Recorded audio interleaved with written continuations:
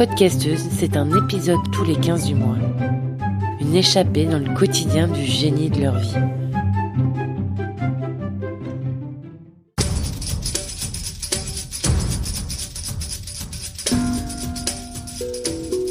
Stéphanie est passionnée par l'histoire de l'art et de son lien avec les sujets de société contemporains. Dans cet épisode, elle nous partage son parcours de guide conférencière et notamment comment elle a développé une volonté de rendre accessible et intelligible l'histoire et l'art à tous. Née au cœur des Vosges, loin des musées, Stéphanie n'hésite pas à sortir de sa zone de confort et à remettre en question les modèles de pensée préétablis. Bossant sérieusement, sans se prendre au sérieux et dotée d'une mémoire impressionnante, elle nous dévoile comment elle construit ses conférences et visites pour les rendre toujours plus fascinantes.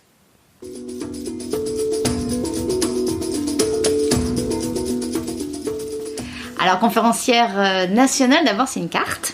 Donc c'est un titre officiel, on va dire, avec une carte délivrée par le ministère. Moi, j'ai fait l'école du Louvre et puis à la sortie, j'ai tenté l'examen de conférencier national qui s'appelait comme ça à l'époque. C'est une carte et après, on a le droit de parler. En fait, ça s'appelle un droit de parole en France. Mais il y a ça dans beaucoup de pays européens ou même mondiaux. C'est un peu pour protéger le patrimoine et surtout dans les métiers du tourisme, c'est vachement important parce que ça permet aux gens d'avoir du travail. Et puis les étrangers qui viennent, ils ont des conférenciers ou ils ont des guides officiels. Donc, l'école du Louvre, j'ai fait les 2 cycles et après j'ai fait maîtrise DEA à la Sorbonne. Et un peu pour moi, c'était clair qu'il fallait que je bosse, etc. Donc j'ai commencé dans des agences de voyages culturels qui donnaient des voyages culturels à encadrer. Donc ça nous faisait faire des visites guidées, là pour le coup à l'étranger. Donc au départ, j'avais dans l'idée de faire des visites guidées. Et donc j'ai commencé comme ça. Et donc à chaque fois que je faisais un voyage, j'avais 30 personnes avec moi. Et là, j'ai commencé à constituer mon premier noyau sur Paris. Parce que c'était énormément de Parisiens en fait. Et il y a des gens qui aimaient bien la culture, qui avaient l'habitude d'aller dans les musées, etc.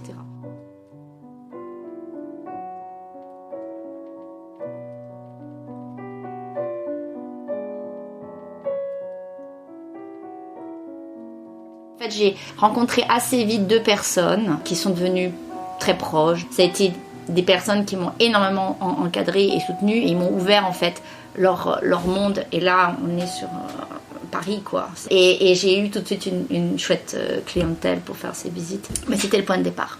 En même temps, j'ai commencé à sentir que je tournais très vite en rond parce que on peut faire la même chose toute sa vie, quoi. Alors, on fait pas la même chose parce qu'on raconte jamais la même chose, parce qu'on travaille tout le temps, parce que moi j'ai un programme que je renouvelle tous les 3 mois. Donc forcément beaucoup de découvertes, etc. Ça c'est formidable. Après d'un point de vue professionnel, on stagne quand même. Et en fait j'ai eu très vite l'obsession et je savais pas comment le faire. Et ça c'était pour moi beaucoup plus difficile, c'était d'entrer dans les entreprises. Et en fait la porte la plus simple c'était de passer par le côté l'entreprise qui veut apporter de l'agrément à ses salariés, donc ce qu'on appelait autrefois les CE. Et ça me convenait pas non plus complètement. Moi je pense que la culture, ça peut rentrer très facilement dans les modes de fonctionnement de l'entreprise, c'est-à-dire qu'on peut raconter des histoires qui en fait rentrent dans plein de fonctionnements internes de l'entreprise. Et donc je veux pas être juste l'à côté. Moi ma vie et le travail que je fais quand je bosse un sujet, c'est pareil. Je fais pas de différence. Je considère que ça peut être pareil pour les gens avec qui je parle. C'est-à-dire que ça rentre en eux et ça va interférer dans leur vie. C'est pas, tiens, je me fais un petit shoot là comme ça de culture, mais c'est l'idée que ce que je raconte, vous pouvez le transposer dans votre vie à vous. Et je pense que c'est pour ça que les gens, à un moment donné, ils écoutent. Ils écoutent parce que vous leur parlez à vous, en fait. Je pense que là-dessus, j'ai un positionnement qui est quand même lié à mon histoire personnelle. Parce que moi, je viens d'un milieu où il n'y a pas de culture, où on vit sans très très bien. Et à partir de 14-15 ans, j'ai l'intuition qu'en fait, on vit très mal. Et je ne sais pas pourquoi, parce que j'ai rien, j'ai pas de support. J'ai jamais été à Paris. Quand on va en vacances, on y va très peu. Donc on a commencé à partir en vacances, j'avais 12 ans. Et on arrive au pied de Montségur. Et en fait, on monte pas au château de Montségur parce que c'est que des cailloux. J'avais tout de suite l'impression qu'en fait on passait à côté de plein de choses et que dans le fond la vie quotidienne qu'on vivait elle pourrait être vachement plus intéressante en y mettant autre chose derrière. Alors quand on dit la culture c'est très très large.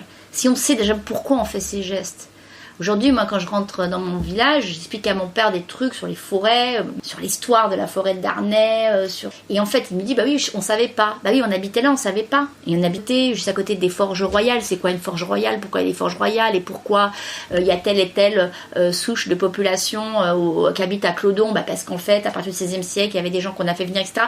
Tout ça, ça m'intéresse, en fait. Donc là, je le mets à l'échelle vraiment de mon village. Mais quand je parle à des Parisiens, dans le fond, c'est pareil. Je suis très surprise que les gens pensent qu'il n'y a pas un intérêt, quand on bosse chez EDF, à connaître l'histoire de la lumière dans l'art. Le rôle de la lumière dans l'art, le rôle de l'électricité. C'est quoi, à quel point l'électricité a changé? Parce qu'en fait, on vit tellement avec plein de choses qu'on ne sait plus ce que c'était que de vivre sans. C'est quand on a compris ce que c'était que de vivre sans que de vivre avec prend du sens. Parce que sinon, on vit avec plein de choses qui en fait n'ont plus de sens et en fait, on vit comme des légumes. Et ça rend pas heureux de vivre comme des légumes. D'histoire, nous parlons de l'histoire du cheveu. Alors, pas le cheveu sur la langue, le cheveu sur la tête, donc ils sont en général nombreux. Et c'est un sujet qui vous concerne tous, puisque nous avons eu tous peut-être des cheveux sur la tête. Alors, c'est une conférence qui est passionnante parce que nous allons pouvoir juxtaposer Antoine, à qui sa mère demande de se couper les cheveux dans les années 60, à Louis XIV, qui, lui, n'aurait jamais eu sa mère lui demandant de se couper les cheveux, et avouez déjà... En fait, je pense qu'on sous-estime énormément notre intelligence, tous. Moi, quand j'amène des gens qui pendant 2 heures m'écoutent, il n'y a rien de plus fatigant que d'être debout dans un musée, et qui me disent, on n'a pas vu le temps passer, et qui sont contents, qu'ils ont le sourire jusqu'aux oreilles, parce que, en fait, ça leur a parlé d'une manière qui, moi, m'échappe, et c'est super. Je leur dis, vous savez quoi, maintenant, votre week-end, il va rouler. J'ai rencontré Stéphanie pour la première fois au musée Carnavalet à l'occasion de l'exposition Parisienne citoyenne cet hiver. Elle nous a transportés dans un voyage à travers le temps, à la découverte des luttes féminines menées à Paris. J'en ai donc profité pour lui demander comment les débats sociétaux sur les droits des femmes influencent son travail et sa vision de l'histoire de l'art. Et elle nous raconte quelques petites anecdotes. En introduction, la dame qui m'introduit, on l'a eu, évidemment, si elle m'invite, c'est pas pour dire que je suis mauvaise. Elle dit aux éditeurs que je suis formidable, et elle ajoute sur un ton un peu d'excuse, bon, vous verrez, elle est féministe, mais bon, c'est pas grave, on l'aime quand même. Bon, quelque chose comme ça.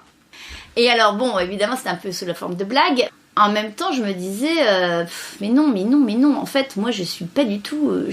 j'ai longtemps été pas du tout féministe, parce que, en fait, ça rentrait pas du tout dans mon spectre. C'est-à-dire que les choses étaient comme elles étaient. Quand j'étais à l'école du Louvre et qu'il y avait 90% de filles et que tous les profs qu'on avait étaient des hommes, je me faisais une petite réflexion, parce que je suis pas complètement idiote, et je me disais, tiens, c'est marrant, où elles sont parties.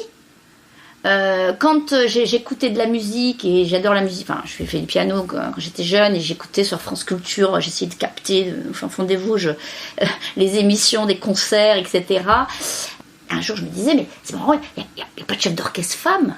Donc je me faisais ces petites réflexions qu'elles n'étaient pas là. Moi j'ai fait l'école du Louvre à l'époque où il n'y avait quasiment pas de femmes au programme. On parlait un tout petit peu de Mme Vigée Lebrun et encore comme ça par-dessus la jambe.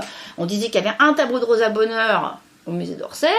Mais c'était périphérique, c'était comme des accidents, c'était des petites choses comme ça. C'était marginal et je ne me posais pas de questions. Les questions elles sont venues peu à peu. Dans ma vie personnelle, je bosse le samedi, vous avez des clients qui vous disent, vous avez des enfants? Bah oui, j'ai des enfants. Bah ils sont où le samedi? Bah avec leur père. Ah, vous avez de la chance, ils s'en occupent. Non mais attends, je bosse le samedi, c'est moi qui ai de la chance, tu vois. Un homme qui bosse le samedi, on va lui dire, le pauvre il bosse le samedi, personne lui dit qu'il a de la chance d'avoir une femme qui s'occupe des gosses. Donc c'était des petites choses que j'ai commencé à associer entre mon quotidien et puis mon boulot. Et puis vraiment le déclenchement, et c'est très tard, l'exposition Berthe Morisot. D'abord, je réagis que Berthe Morisot, c'est une très grande peintre qui se méfiait beaucoup des autres femmes. En fait, elle était dans ce statut d'exception qu'une femme aime beaucoup, donc au milieu d'hommes. Et finalement, les femmes qui parviennent à s'en sortir au milieu des hommes sont jamais féministes, puisqu'elles profitent d'un statut d'exception qui est quand même assez sympa. On fait l'exposition Berthe Morisot, je ne me rappelle plus la date exacte, il faudrait vérifier, mais c'est avant le Covid. En même temps, on fait une exposition de gars, comme si on avait peur que Berthe Morisot toute seule, ça remplisse pas les foules. Déjà, ça m'énerve. Après, je me rends compte que Berthe Morisot, c'est sa première rétrospective au musée d'Orsay, un musée qui est ouvert en 86, consacré au 19e français, les impressionnistes en premier lieu, et qu'on n'a jamais fait d'exposition Berthe Morisot, deuxième interrogation. Et puis j'ouvre le catalogue, et l'introduction, il faut la lire pour le croire, c'est incroyable. Vous avez la dame qui a écrit le bouquin, qui vous dit, moi j'ai passé ma thèse, alors il faudrait vérifier, je crois début des années 90, et au moment où je présente ma thèse sur Berck-Morisot, on me dit, en université française, avec un sujet comme ça, vous ne ferez pas carrière. Et donc soi-même, il y a un énorme travail à faire, c'est-à-dire qu'on a un modèle de pensée, donc il faut se faire violence. Donc je trouve que c'est vraiment me donner beaucoup de fleurs que de me dire féministe, ben non en fait. Je m'efforce aujourd'hui, quand je raconte les histoires aux gens, de leur montrer les verrous et comment on a des modes de pensée qui sont parfois programmés. Et ce qui est intéressant à l'échelle d'une petite visite guidée, d'un petit sujet culturel qui n'interfère pas dans votre vie, c'est de pousser les portes.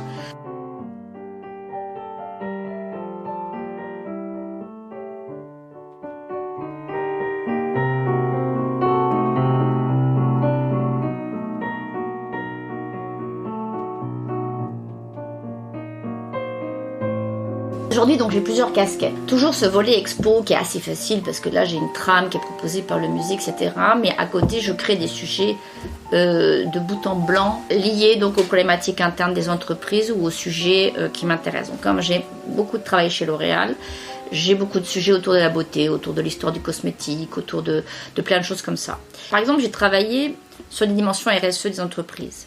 Et moi, ce qui m'intéresse, c'est que les gens comprennent que l'humain, l'homme, a toujours été lié à son environnement, mais il a aussi toujours interféré sur son environnement. Et en fait, dès que l'humanité s'est organisée sous forme de petits villages et de villes, donc dès le néolithique, dès le passage à la culture, l'homme transforme, modifie. Il y a des sociétés qui meurent par les ressources qu'il a épuisées. Et donc, je raconte l'histoire humaine de l'eau, l'histoire humaine des arbres. Ça m'intéresse beaucoup. L'exploitation de l'eucalyptus se fera de manière très intensive au XIXe siècle. Les propriétés de son bois vont permettre d'abord aux colons en Australie de se fournir. C'est un bois qui est dur, qui permet de faire des vis particulièrement résistantes. On peut en faire des tonneaux, chose indispensable au XIXe. On peut en faire aussi des traverses de chemin de fer. Parce que du coup, je mélange la culture avec la peinture, mais aussi la littérature.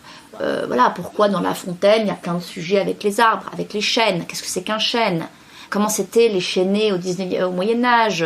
Notre-Dame qui brûle, on pleure la charpente, mais c'était quoi cette charpente et comment on va la refaire? J'aime bien en fait que les gens comprennent que là encore une fois il y a des histoires derrière tout. Et que surtout, on a tout modifié tout de suite. Moi, je suis épatée. Au XVIe siècle, les mecs sont sur des bateaux au bout du monde, ils crèvent de scorbut, de tout ce que vous voulez, ils ramènent un plant de banane d'Indonésie pour aller le planter à l'autre bout du monde, et ça se fait tout de suite. L'eucalyptus, il n'existait qu'en Australie, vous l'avez maintenant dans le monde entier, mais ça s'est fait quasiment au XVIIe siècle. Je veux dire, l'homme est une machine à innover, à créer, à avancer. Il va régler des problèmes même de microclimat malsain, par exemple autour de Rome, la ville. On avait des marais qui nous amenaient des maladies, eh bien on y a mis des eucalyptus et ça a permis d'assécher tout ça. L'eucalyptus sert aussi d'agrément. En fait, on ne se rend pas compte que pour être capable de parler de manière intelligente, fluide et structurée pendant 1 heure, il faut avoir bossé derrière. J'ai pas de notes, j'écris rien. Donc tout ce que je vais raconter, c'est dans moi. Et ça sort comme ça sort. Parce que je répète pas. Ce qui signifie qu'il faut que mon cerveau, il est vachement bossé tout seul. Ah ouais, parce que c'est quand même beaucoup d'informations. Ouais, alors du coup, il y a une part de moi qui est un peu en train de bosser toute seule. Il faut se faire beaucoup confiance, mais du coup, il faut se donner les moyens. Si je veux glander en disant, tiens, on va lire la note de synthèse, ou alors pire, le pote, il aurait fait le même sujet que vous, il vous file sa conf. Alors moi, c'est le truc qui me sert à rien. Mais d'ailleurs, ça sert à rien à tout le monde. C'est là la grande fumisterie. Parce que l'esprit humain, il n'est pas fait pour bouffer de la synthèse. La synthèse, vous la créez vous quand vous avez beaucoup de choses en tête. Oui. C'est ce qui vous reste. C'est ça que vous êtes capable de restituer. Pour être capable de le restituer bien et que ça ait du sens dans ce que vous racontez, eh bien, il faut que derrière, il y ait beaucoup de choses. Enfin, moi, à mon niveau, je trompe personne. C'est-à-dire que les gens savent, ils savent que, je dis juste le truc là qui me reste, mais que derrière, il y a tout un monde qui existe. Et en fait, ça s'entend, ça se sent. Évidemment, il y a la passion, il y a tout ce que vous voulez derrière qui passe dans la voix. Et parce qu'en termes de bibliographie, c'est immense. Quand est-ce qu'on s'arrête? Alors ça c'est très intéressant, je m'arrête quand j'en rêve plus la nuit. La phase douloureuse, c'est la phase accouchement et nuit compliquée, c'est-à-dire toute la partie moulinage. Ce qui est très difficile, c'est de construire son bâti, de construire son squelette. Et son squelette, si on vous le donne tout cuit, tout pré-mâché, moi en tout cas, chez moi ça marche pas. Moi je me construis un squelette avec ce que j'ai lu, et après j'accroche. Si jamais j'ai pas fait le sujet pendant 2 mois, ben, je suis obligée de revenir à mes sources. Alors là, il faut se rappeler le chemin qu'on a fait pour refaire un peu le cheminement. Après, forcément, on ne fait pas le même. Donc, on reprend le PowerPoint, on ne comprend pas. Donc, il faut rebosser le PowerPoint. Il faut rebosser. Un sujet, si on me dit, tiens, tu fais dans 6 mois un truc que j'ai pas fait pendant 6 mois, ben, il faut que je compte une journée et demie de boulot. Pour me remettre dedans, reprendre mes notes, refaire mon truc, remâchouiller. Et j'ai évolué entre. Donc, en plus, j'ai vu d'autres choses, etc. Donc, tout se superpose en permanence. Et alors à côté de ça, je travaille le piano. Je fais du piano de manière amateur. Mais amateur avec un peu de niveau. Ça veut dire avec des morceaux difficiles. Et en fait, ça me met tellement en échec. C'est tellement compliqué. C'est tellement physique. C'est tellement mental à la fois que c'est un excellent exercice. Une conférence, c'est physique et mental. Travailler l'intellect, c'est faire du sport.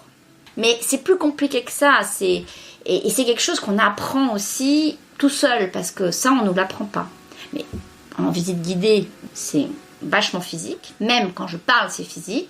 En conférence, c'est pire, parce que les gens sont assis, à moitié endormis, dans une salle. Et moi, je suis debout, toute seule.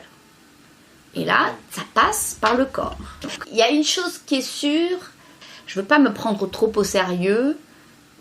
Ça permet quand même de relativiser des choses et de passer des choses. Donc, faire de l'humour, c'est quoi dans une conf à un moment donné, ou faire un petit aparté, c'est relâcher les neurones, parce qu'en fait, les gens, ils vous suivent et ils courent derrière la pensée que j'avance, parce que je raconte tout le temps une chose différente. Chaque phrase, on va dire, c'est autre chose.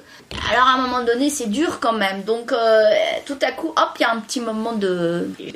Et comment on passe je sais pas, du lycée vosgien, je sais pas où. Ouais, lycée vosgien, oui, Claude Gelée, à Épinal. Pas un lycée qu'on choisit. Non, nous, on se posait pas de questions. Hein. Nous, c'était le lycée le plus proche, enfin le plus proche, le plus loin, parce que j'étais interne, hein, donc déjà, il n'y avait pas de lycée tout près. Papa et maman, ils sont quand même exceptionnels, il faut leur rendre ça, c'est clair. Papa, il a grandi, moi je t'avais dit, dans les Hauts-de-Vosges, un milieu quand même très pauvre. Hein, il a fait une super carrière dans le social, et ma mère avec. Et donc, dans ce petit village, nous, on a été élevés, mes frères et moi, avec 2 idées. Premièrement, il n'y aura pas du boulot pour tout le monde, il va falloir donc être les meilleurs. Deuxièmement, il faut que vous soyez très très bon à l'école. Parce que là, dans les Vosges, vous êtes bon. Mais quand vous allez aller dans les grandes villes, ben là, vous ne serez plus les meilleurs du tout. Donc déjà, on avait la pression. Troisièmement, vous allez partir d'ici. Donc déjà, c'est pas la peine d'essayer de voir où est-ce que vous allez vous installer près de chez nous. Non, vous allez devoir partir. Feuille blanche, vous serez tout seul. Et on ne pourra pas vous aider. Parce que quand vous serez dans une grande ville, on ne sera pas derrière vous. Hein. Donc maintenant, les gars, c'est responsabilité. Nous, on a 18 ans, on est responsable. Hein. Moi, quand je vois ici les gamins qui ont 30 ans, qui vivent chez leurs parents, et on m'explique qu'à 16 ans, ils étaient autonomes. Ah ben non, c'est pas ça être autonome. Autonome, c'est t'es 18 ans, t'es à Paris, tes parents, ils sont dans un petit village à 500 bornes, et puis t'es tout seul, quoi. Tu commences à 0. Ils nous ont dit, c'est comme ça la vie, ça va être dur pour vous. Mais vous avez d'autres avantages. D'abord parce qu'on a des parents... aimants, qui n'ont pas divorcé, qui étaient, je sais pas, je veux dire qu'ils n'avaient pas l'opéra le samedi soir et puis nous laissaient avec une nounou, on était tout ensemble, voilà, c'était la famille. Moi, mes frangins, ils étaient recrutés, parce que c'est des scientifiques. Donc là, il y avait un cursus clair, c'était les concours généraux, hein, mais alors moi, on me foutait une paix royale. Quand je passais le bac, en terminale, je faisais 3 heures de piano par jour. Donc la philo, tout ça, c'était vraiment secondaire. J'avais une copine qui me disait, t'as rien écouté, et tu sors et tu sais tout. Parce que ça, j'avais quand même déjà cette mémoire particulière. Je dis, mais j'ai tout écouté. Mais t'as pas pris de notes. J'ai pas pris de notes, mais j'ai tout écouté. Et là, ma sœur qui me trouve un truc sur l'école de Louvre. Donc je vais voir le prof de philo, je dis, voilà, il y a ça.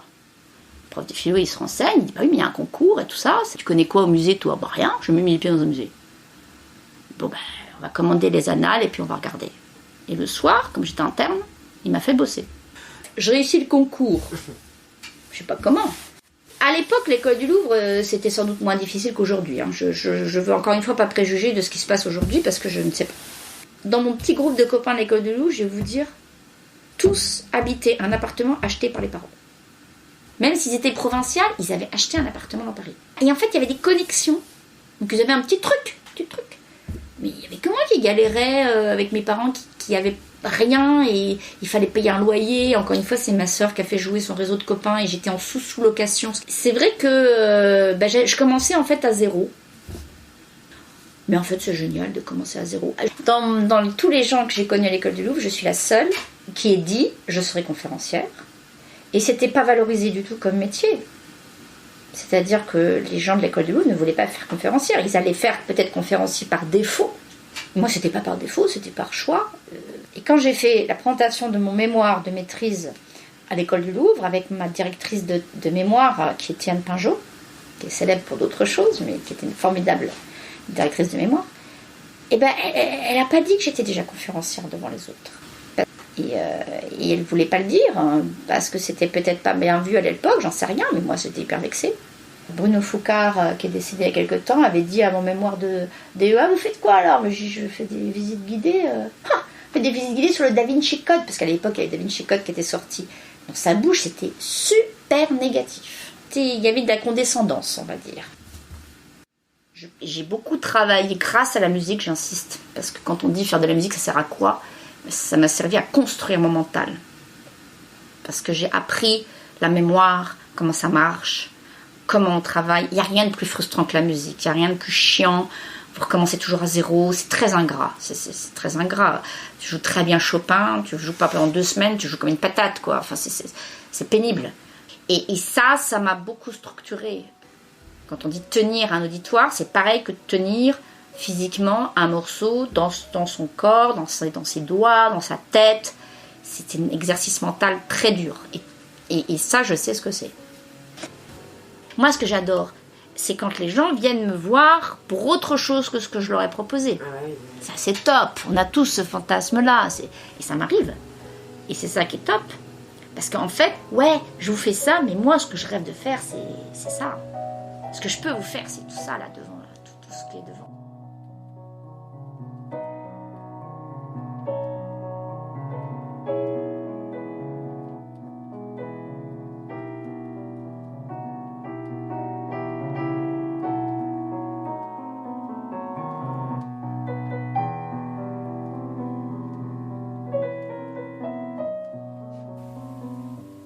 Un grand merci à Stéphanie Bernardin pour son temps accordé et pour m'avoir permis d'agrémenter l'épisode d'extraits de ses conférences en ligne et de ses jolies interprétations de Frédéric Chopin et Claire Schumann au piano. Je vous mets tous les liens vous permettant de suivre son travail dans la description.